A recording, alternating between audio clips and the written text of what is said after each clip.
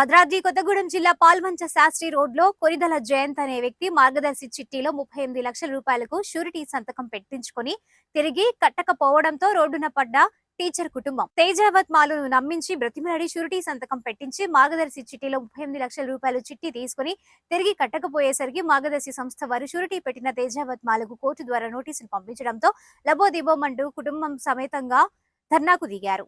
విషయం తెలుసుకున్న కొందరు గిరిజన సంఘాల నాయకులు వారికి అండగా నిలిచి ఇంతటి మోసాలకు పాల్పడిన వ్యక్తిపై చట్టపరమైన చర్యలు, బాధితుడికి న్యాయం జరిగేంత వరకు అండగా పోరాడతామని తెలిపారు. అటాచ్మెంట్కి వచ్చిన వరకు కూడా ఆయన కాంట్రాక్ట్ ఉన్నాడు, కానీ ఆ తర్వాత మాత్రం నాకు అటాచ్మెంట్ వచ్చింది, అర్జెంట్ కట్టాలి అని నేను మెసేజ్ పెట్టినా కూడా పట్టించుకోకుండా అసలు అందుబాటులో లేకుండా 2-3 రోజుల నుంచి పారిపోయి మేము స్టేషన్లో కూడా కేసు పెట్టడం జరిగింది. ఆయన కూడా తను రెస్పాండ్ కావట్లేదు.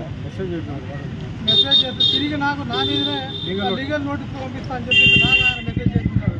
నేనే షూరిటీ పెట్టాలి, తిరిగి ఆయన నాకు లీగల్ నోటీస్ ఇస్తానని భయపెడుతున్నారు. కాబట్టి ఖచ్చితంగా నాకు న్యాయం జరగాలి, ఆయన ఇమ్మీడియట్గా 35 లక్షలు కట్టాలని చెప్పేసి. మీరు ఒక్కలే ఉన్నారా బాధితులు, ఇంకా వేరే వాళ్ళు ఉన్నారని మీకు ఏమైనా?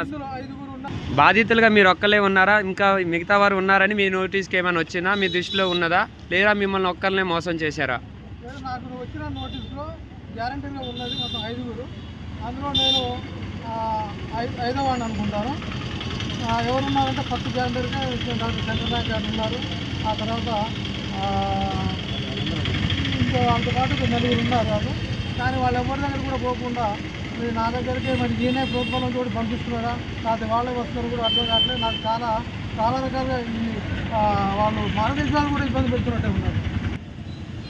నాకు ఇప్పటికే పర్సనల్ లోన్లు ఉన్నాయి. ఆ తర్వాత దగ్గర నాకు 50,000 నుంచి 60,000 నా శాలరీ కట్ అవుతూ ఉంటే నాకు 20,000 కూడా నాకు రావట్లేదు. ఆ 20,000తో బతకడం కాకుండా దాంట్లో నేను ఇంకో 10,000 ప్రతి నెల అప్పు చేసుకుంటూ నేను పేదలు బతుకుతున్న పరిస్థితి నాది. అటువంటి పరిస్థితులలో ఇప్పుడు ఈ అటాచ్మెంట్కి వచ్చి అసలు ఆ మానసికంగా నేను చాలా ఏం చేయాలో కూడా చూసిన పరిస్థితిలో ఇక్కడ నేను ఉండడం జరిగింది. ఆ మిత్రులందరినీ నాకు న్యాయం జరగకపోతే మాత్రం నా కుటుంబంలో వీలు పడే పరిస్థితి ఉంది. కాబట్టి దయచేసి న్యాయం చేయాలని. ఒక గిరిజన టీచర్ స్నేహం చేసి ఒక కొనిదెల జయంతి అనే వ్యాపారి శాస్త్రి రోడ్డు పాల్వంచలో స్నేహం చేస్తూ షూరిటీ సంతకం మార్గదర్శి షూరిటీ సంతకం 5 సంవత్సరాల క్రితం షూరిటీ సంతకం పెట్టినందుకు ఆయన కట్టగా ఈరోజు కొత్తగూడెం కోర్టు వారు ఆయనకి సాలరీ కటింగ్ జడ్జిమెంట్ వచ్చింది. ఈ స్నేహంగా ఉండి వ్యాపారం చేస్తూ ఒక గిరిజన టీచర్ని మోసం చేసిన కొనిదెల జయంతిని మేము చాలాసార్లు పోలీస్ కంప్లైంట్ చేశాం, దొరకటం లేదు. ఇమ్మీడియట్గా గిరిజన సంఘాలు అందరూ వచ్చారు, వాళ్ళకి థ్యాంక్స్ చెప్తూ పోలీసులు కూడా యాక్షన్ తీసుకోవాలని ఈరోజు వారి కుటుంబం ఇక్కడ వచ్చి న్యాయం చేయాలని కూర్చున్నారు.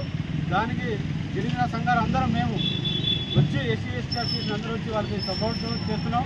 ఎందుకంటే షూరిటీ పెట్టినందుకు గవర్నమెంట్ ఉద్యోగందుకు ఒక గిరిజనుడు 38 లక్షలు కట్టాలా? అలా 38 లక్షలు తిన్న ఎదవ ఈ ఇల్లు చూడండి, ఆ వ్యాపారి ఆ ఎదవ ఇక్కడే ఉన్నాడు, దొరకడం లేదు. ఆ విధంగా మోసం చేస్తే గిరిజనులు మోసం చేస్తే వీళ్ళని ఎక్కడ తొక్కి పాత్ర పెట్టాలి? ఏ విషయంగా ఈ వ్యాపారం ఈ యొక్క గిరిజన ఈ బాలంకలో గిరిజనులు ఎందుకు మోసం చేస్తున్నారు? వీళ్ళు గిరిజనులు దొరికిందా? ఇన్ని రోజులు వాడు డబ్బులు తీసుకొని లోన్ తీసుకొని మార్గదర్శి